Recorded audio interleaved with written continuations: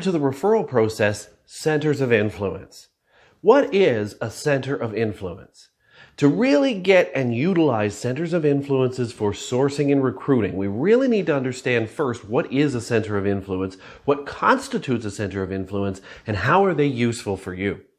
Centers of influence are exactly that, COIs. We hear it all the time when we're talking about sales, when we're talking about developing new leads for sales. We go to our centers of influence, and these are people within your connections, like accountants, like real estate agents, like anybody who helps your career. And what we get usually with centers of influence is a misunderstanding of what they truly, truly are.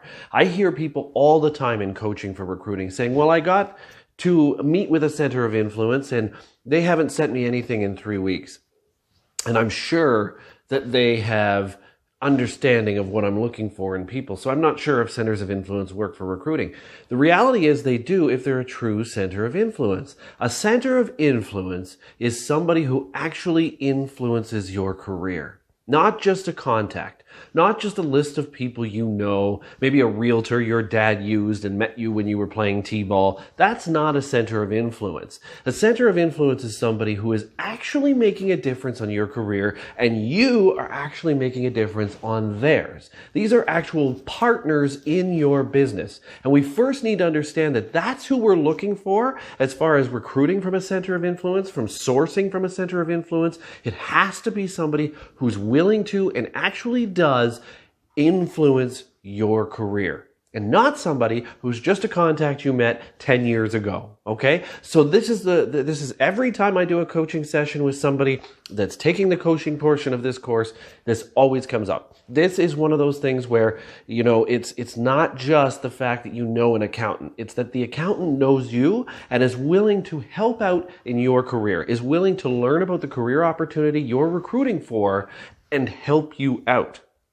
Now, this is a big key. We have to make sure that we are actually talking to these centers of influence. You see, when we recruit for commission-based salespeople, this entire recruiting process is relationship-based from their standpoint and from yours. So you have to make sure that you're building relationships with every person you're sourcing from. Whether that's, and we'll get into this in another session, about your contact list or people at your kids' sports or whatever that is, it's the same for centers of influence. You have to build these relationships with centers of influence to really get them to help influence your career. And I cannot stress this enough. You also have to influence their career. You see, it's I'll scratch your back if you scratch mine. And that's the type of relationship you're going to need to have with a true center of influence to make sure that they're valuable and providing valuable sources for recruiting. There are other issues that I see also in coaching that I think is very important to address here. One, it's education. So you might have a center of influence, somebody who's willing to refer to you, who's happy to send you names, happy to send you contact info, and you've been sending them a little bit of business too. Maybe you're in financial advice and you're sending accountants, people who need to do their taxes, things like that. That's great. That's exactly how you foster a center of influence relationship.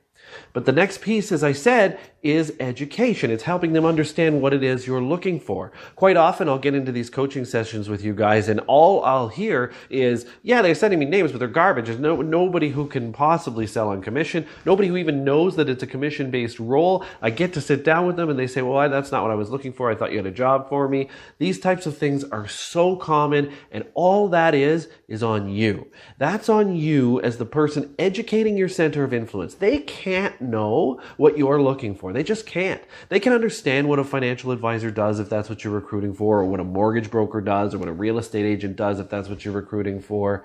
But they can't quite understand the compensation structure. They can't quite understand the type of person that you're looking for that might actually consider this role and might actually be successful. Because remember, this whole Recruit 311 course is not just about sourcing names. We can do that anywhere. We can get names from a job site and be fine with that. Hire the worst people, fire them, let them go, end their contracts all the time and cycle them through. But we're not really helping our business in any way. We're trying to recruit so that we have people that stay, that people that are successful, people who have a 4-year term or more in our careers, right? And in order to do that, we really have to educate not just the candidates, but we also have to educate the centers of influence. And this will be repeated again in the module about sourcing from friends, family, and other people in your network. Okay? So this is what is really, really important. Educate. How do you do it? The key is you're going to have to book appointments with your centers of influence. You're going to have to do it. You're going to have to sit down. You're going to have to say, hey, let's go for a coffee. Let's catch up and let them know what you're looking for. Let them know the type of person that really succeeds in this role. Is it the type of person that managed a company before? Is it the type of person that used to be business for self or is business for self and their little mom and pop shop isn't quite doing as well as it could? Accountants see these people all the time. They'll know, hey, you own your own business and it's not quite the financial boon that you thought it was going to be. I've got a person and she's looking for somebody who is kind of fits that profile, your profile, in a commission-based sales role that's still business for self, that you have an opportunity to make more income than you're making today. If you can get your COI, your center of influence, to that level of education, it's pretty simple to get good sourced names, candidates that come into your pipeline of candidates. So what's really, really important here is, and I can't stress this enough, meet with your centers of influence. If they're true centers of influence, they're going to want to meet with you anyway. If they're actually influencing your career and you're influencing their career, they're going to want to meet with you anyway. So the next time you sit down with that accountant, that car salesperson, that realtor, whomever that center of influence is that you want to get candidates from, start the education conversation. Okay? And it sounds very simple. It's very simple. Some people say, well, how am I supposed to talk about this? Oh, I'm hiring salespeople. Do you know anybody? Well, no. If you're going to ask the question like that, you're not going to get any names. They don't know anybody. They don't think about anybody. It's the same conversation as we talked about when you're trying to get referrals from your own people. When you're trying to get your referrals from your own people, what was the activity we said to do? The activity was, name the 3 most successful people in your client base right now. Now, they're not all going to become referrals, but if you can get 1 out of 3 in every one of your team members, you get 10 names, let's say, if you have 10 team members. Same thing. Do the same type of activity with your centers of influence to get 10 names out of the next 10 centers of influence you have. Okay? And it's part of that education piece as well. So who do you know that owns their own business that isn't quite successful right now? Well, an accountant's going to know probably 15 of those because they're doing their taxes all the time or they're doing their books all the time, right? So now you've got 15 names in your pipeline. If you just say, hey, I'm hiring commission-based salespeople, do you know anybody? They're going to say no. The answer is always almost 100% no. And the reason is they don't know exactly what you're looking for. So if you rephrase it, hey, I'm looking for somebody who's been in business, who's maybe not quite where they want to be in their business, and that's the type of profile that I'm looking for to fill a role I have as a commission-based financial security advisor or commission-based mortgage broker. Now all of a sudden, your center of influence says, okay, I know actually 5 people that are not right where they want to be in their business, and maybe if you want to reach out to them, you could. This is the education piece that's very, very simple, but a lot of people, a lot of recruiters miss. And this is where really the key to recruiting from a center of influence. Making sure they're actually a center of influence. They're actually willing to give you these types of referrals. They're not just a connection on LinkedIn, but they're also willing to receive leads from you. You have to support them as well, or they're not going to support you for very long.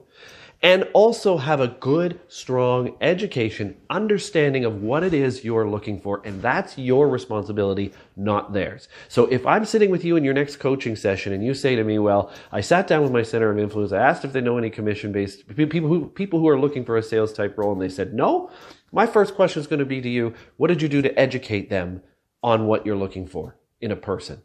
And if you said you haven't done anything, our coaching session is going to end right there. Your first assignment is going to be get out to that center of influence again and have the conversation about what you're looking for. Because until you do that, that center of influence isn't going to know anything, okay, about what you're looking for in a strong candidate. And that's what we're looking for here, strong candidates. Because the fact of the matter is, with centers of influence, if you have a well-educated center of influence, you're going to be able to see very few candidates and get the right candidate very fast, versus if they're poorly educated and they send you 15 people and none of them work out because they had no idea what you were looking for. So this is where the key is, the education piece. So here's what we're going to do. There is an activity down below. I want you to fill it out. It is actual centers of influence. It says it in the document. Make sure you're thinking of people that actually influence your career. And I want you to list 15 of them, and I want you to set an appointment with each one of them over the next month. That doesn't mean you can't move on to other modules, so please keep going, but I want this activity completed because this is going to be key for you. That appointment can be a coffee, it can be a lunch, it can be just sit down in their office, but the reality is it has to be face-to-face. That's rule number 1. This is not just a LinkedIn message. This is face-to-face. Rule number 2, you have to get into the education conversation utilizing things like the conversation about what you're looking for. How many people do you know, or name me 3 to 5 people that you know that aren't really looking for a career right now, but maybe, they're not exactly where they want to be in their business. Maybe they own a business. Maybe they used to be a manager. Maybe they were in sales. Educate them.